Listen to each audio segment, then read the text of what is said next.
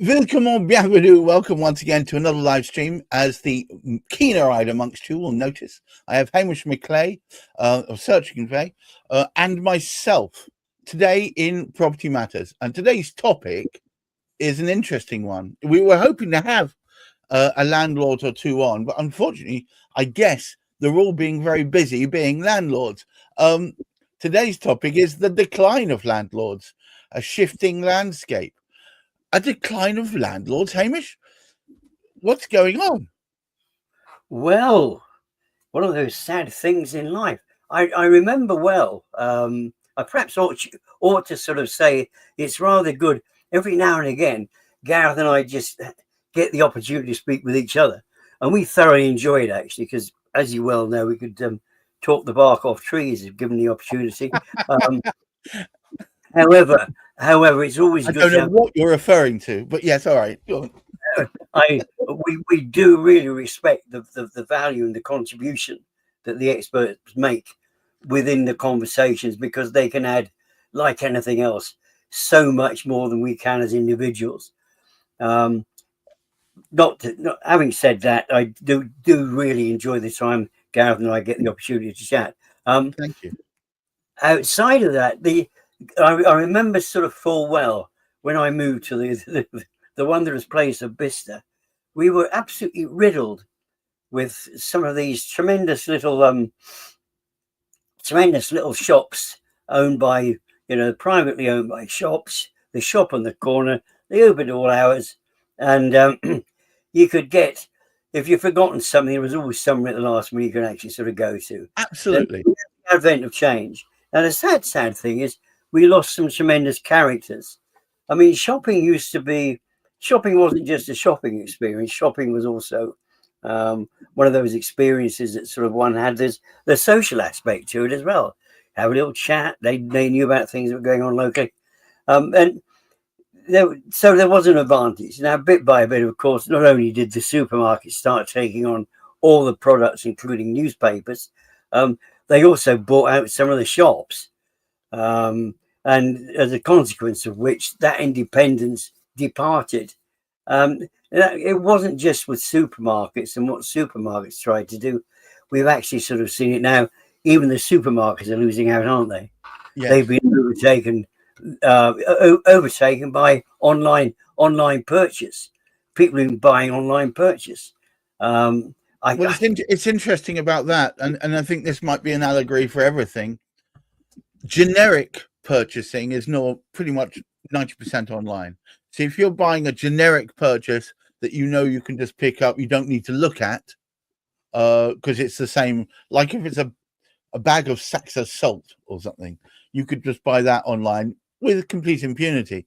But anything, and I think this is where it's going to, this is my personal prediction, is the way it's going to go, is if you want to do anything specialist, that's going to require either face-to-face or direct interaction, whereas everything else. So what we're going to end up, I think, Hamish, from the shop's perspective, is less generic stores selling stuff and more very focused specialist stores. And that kind of mirrors what we get on Property Quorum, where the people that we end up talking to again and again are specialists in their field, not generalists, if you see what I mean. There's an awful lot in that, and unfortunately we lose the personality and the sort of character. So there is that particular aspect, and we are seeing in many ways. We're speaking along similar lengths tomorrow in our Ipsos sort of podcast, when we speak about local authority searches, right. Because they can be obtained generically. So that's an interesting one of those if we want to actually see what's happening with local authority searches.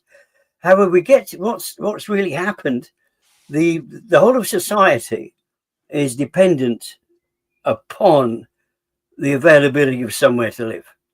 It doesn't matter who you are; you need somewhere to live. No, it's fundamental to it's nowadays often considered a de facto right, isn't it? Oh, absolutely. and there are various different ways of actually acquiring or having somewhere to reside. But it's even it is a certain element of choice. And I do feel that this is sort of a bad sort of comparison, because some people sort of said, well, living on the streets is a matter of choice. But to some people, it's not. They really have nowhere else to go. And what isn't helping that is the decline in the number of landlords that we have out there. What's happening bigger and bigger, when we actually sort of look at what's happened, there are a large number of estate agents now who, in actual fact, they're not just estate agents, they are letting agents. They actually own properties, but they also act on behalf of sort of some private landlords as well. However, what's happened, being a landlord seemed to be quite a good idea. And if you go back 15 years ago, it was a good idea because it was possible to generate a reasonable income from it, from being absolutely sort of fair to your clients, getting sort of buying 2 or 3 properties. It gave you additional income. You could look after those particular sort of clients. And that were 3 people with different sort of places to sort of stay.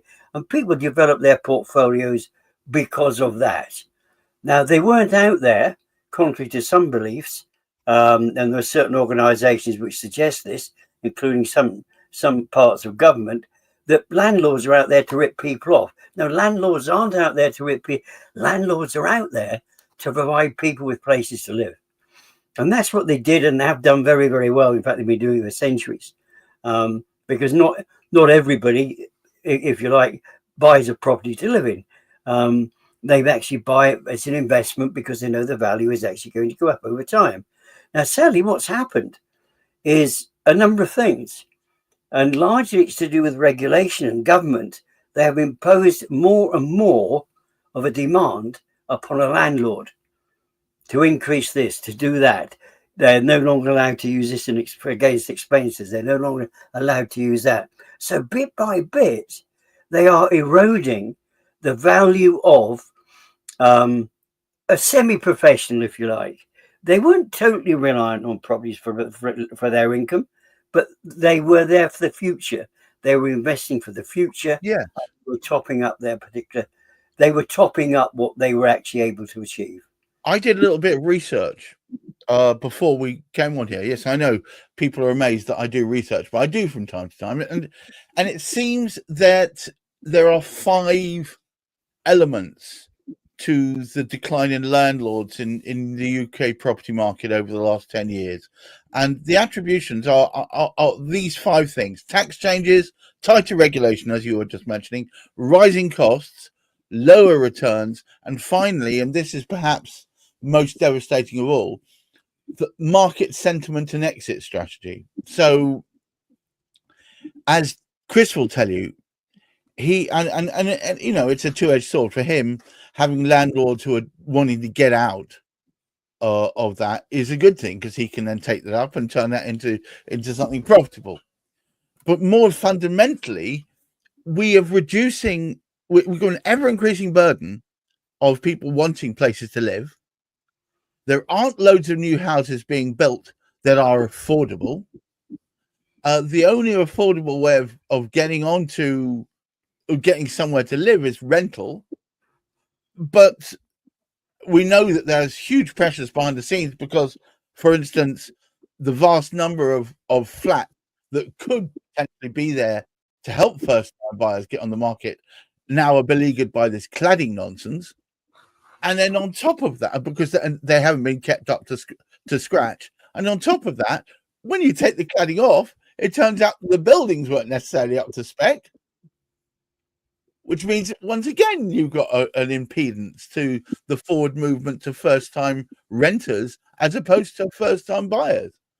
So no wonder, in this with landlords disappearing from the marketplace, this leads us into an area of more and more people potentially being on the streets because there just isn't the spaces to put them, right? Have I got this wrong? Well, no, it's absolutely true, because there are a number of contributory factors, as we will find out when we speak about, because if you like, we're not here to promote the next two podcasts. We're speaking about the landlords disappearing from the scene. But one of the topics that we'll be speaking about on our Thursday morning, which is unusual, we're bringing in Steve, who lives in Royal Artillery Quays, which is suffering quite from, because that is impacting on him quite significantly, what's happening because of the cladding. And we'll be finding out what cladding is doing to the industry generally. But when you add in, there are properties that cannot be accommodated. They are not on the market. They're completely empty. Work needs to be done on them. They've been emptied. They are no longer there. A landlord can't buy that one and rent it out. It's empty. Until something is sorted, it stays empty. Landlords can't buy properties. They can't be buying flats at the moment because they're not available. If they are available, there's got something wrong with them. But there's a dearth of people who want to inhabit them. That's the big challenge about it. But what towards the end of last year, several surveys were being carried out, and 30% of all landlords had reduced the number of properties they held. This is the smaller to medium landlords. They've reduced the number of properties which they held. 30% of them reduced the number of properties. A third have gone. And there was also a further approaching 20% who were going to be reducing the number of properties they held during the course of this year. Now, that's been accelerated. What we have at the moment, and this is the major concern, which is worrying, so much protection has been built into a resident. I hope we don't have any people wanting to get onto this particular bandwagon, but it is harder and harder for a landlord to remove a resident from their property who is refusing to pay the rent. Stricter eviction rules. And of course, what we're having is it's actually sort of being discussed at the moment. There's a whole massive change going to be taking place, which is going to increase the regulation, impose even more significant restrictions upon the landlord, and make it more and more difficult for that landlord to operate effectively. Now, what this does, it pushes the price of property up. It pushes the costs up for anybody who wants to be a landlord. So a landlord saying, well, it's a little bit like when we had pushed up the, if you like, national insurance was put up at the start of this year. What happened? A decline in the number of people who are being employed and an increase in the number of people who became unemployed because of the increasing costs. There are rising costs all the time. It's a fact of life at the moment. Costs are rising. Now, so anybody, if somebody wanted to take on a new property now, there are so many regulations. There's so many hoops they need to go through. It is taking so much of the income that they could be using to support more and more people living in the accommodation. And we're not speaking about unreasonable things. We're speaking about this great sort of imposition. And the other aspect, the saddest thing is, there are so many real quality landlords that are no longer there. There are so many real quality landlords who are basically deciding we need to get out of this. There's more and more properties, and it's because there's a couple of things sort of happening. But there's more properties on the market now than there were in the first quarter of this year. And this is actually there's going to be more properties being put up for sale. But whilst they're being put up as for sale, some of them are going to be empty, but they won't be going out for anybody to rent. It won't be making available more properties to rent. And unless it's a canny landlord, and of course, if you've got a massive great portfolio, you can afford these costs. And unfortunately, it's not the big landlords that look after their tenants. We're back, like we're speaking about the local stores, we had local support. Your local landlord, if you've got a landlord who's based overseas, does he really care? No, I don't take this the wrong way, but does he really care about the quality of your accommodation when he sees the accommodation that's where of some of the people where he actually sort of lives? He thinks you're fortunate to be able to sort of rent the property at all, because from where he's standing, there's a lot of people they've got nowhere to live. They're living in you know, they're living in shacks and places of that particular nature. So he doesn't actually look at it from the same perspective. But however, let's get back to this. Regulation and increased regulation is making it harder and harder for landlords. And there's a greater demand for properties, but the landlord numbers are reducing. And therefore, people are not able to get into a place of residence because the costs are going up. It is making it even harder for people to actually sort of rent the property. Well, we've got a comment come in from Ileana. Moved into a town in the late 1990s, 2-bedroom apartments were £375 monthly, and the same apartment is now £1,400 monthly. Yeah, but this is illustrative of those huge property rises, which don't seem to be slowing down, which makes it harder and harder to find people who can afford to take it on. Is it getting to the point, we're not far off, that if you can get on the property ladder, or if you rent a property, your initial startup costs are much the same? Oh yes. Then it does actually sort of make it very, very difficult for anybody who's looking to buy a property. We know it's oversubscribed. As soon as a property becomes empty, or as soon as somebody puts it up, oh, we have this property to let, there are masses of people who look at it. Not to buy, that's not happening at the moment. It's to let. It's the numbers coming in are horrendous. When I say horrendous, it's very, very difficult. There's almost an avalanche for every single property that becomes empty. The number of people, they're just getting snapped up sort of all over the place. And it doesn't seem to matter where in the UK you happen to be. It's even tougher in London now. However, it is the pressure that's being put on landlords is making it all the more difficult, which makes it more difficult for anybody. Because if you like, and the reason why rental costs have gone up, and we do appreciate that comment just now. I've lost the name of the person who. There he is. Ileana. She's put the whole aspect into proportion there to actually demonstrate the increase, because to the landlord, no, it's increased costs. We get the EPC, the Energy Performance Certificate. We keep hearing about this. It's a very, very difficult thing to maintain certain standards of houses. If it's a house been around for sort of 100 years, they weren't thinking of conserving energy 100 years ago. No. You've got to prepare a house to conserve energy. Now, the imposition on a landlord to get that into condition that meets the current standard of what should be built. We're not saying that current building standards are correct or they're being adhered to. However, the whole drama of this scenario, imposition of regulation, I think, Gareth, you covered them earlier there.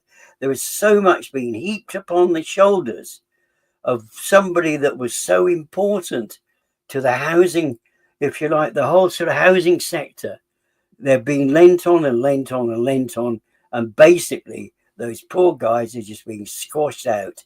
And it is really a serious situation to make it all the more difficult for those who want to actually buy into properties to rent out, and also to maintain, if you like, the portfolio of what I can't afford to or upgrade all 5 of my houses. I need to let one go so I can afford to do the other 4. And so the house goes on the market. In the meantime, it's empty. He has to get the people out of it. So really a combination of so many factors. Can we please help those landlords? Can we please sort of ease off and get the government to ease off? It's almost as though it's another campaign that needs to be established. Let's try and stop the drain of landlords. The other comment I saw when I was searching was that many landlords feel that the risk to reward ratio no longer stacks up. Yeah. You know, so they might take on the property. They realize they've got to prep it up, as you say, to make sure that it gets the right EPC. That once they've done that, they've got to make sure it's attractive to those buyers, knowing full well there's going to be a glut of people all desperately to buy it. So they'll probably get against them. So they've got to get in there quickly. They buy it. They do all this work to it. And then they've got the uncertainty with the new renter, renters reform bill. Yeah, and the proposal to scrap Section 21 no fault evictions. They can't guarantee that the renter won't turn rogue on them, refuse to leave. They won't be able to get them out through no fault eviction, and that means they could end up having this property that is costing them a monthly mortgage that they can't service. I mean, that's horrendous state of affairs. And I think that they're as we stand at this moment in time, there is no ease. There is nothing there to help them. There's no consideration. There's no improved courts facility to actually sort of make it easier to get the rogue tenant out.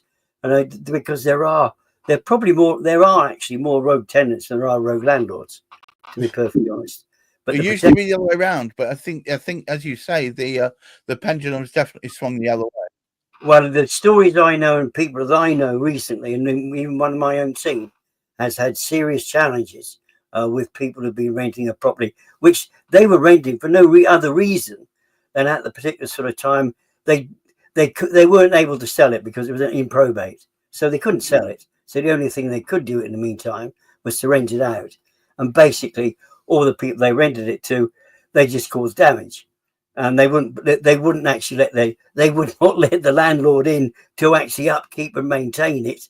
They've just there's so much pressure.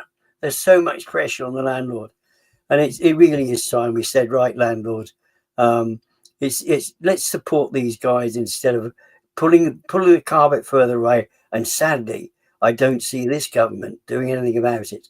I was going to say, if you are in the north of England, particularly around Liverpool area, I do know one property developer that if you are really wanted to get out of being a landlord, if you've had enough, speak to Chris Gilsonan of Root Home, because he's definitely got plans and methodologies to help you get from that. But I would say to the government, to anyone listening from that ilk, we need to centralize the pressure. At the moment, the pressure's swung the other way, so it's now all on the landlords, and it's making a lot of them disappear at the marketplace. We need to centralize the pressure so it's relatively equivalent on both renters and landlords, not rather than it's polarized in one direction. Otherwise, you'll end up with more of this effect.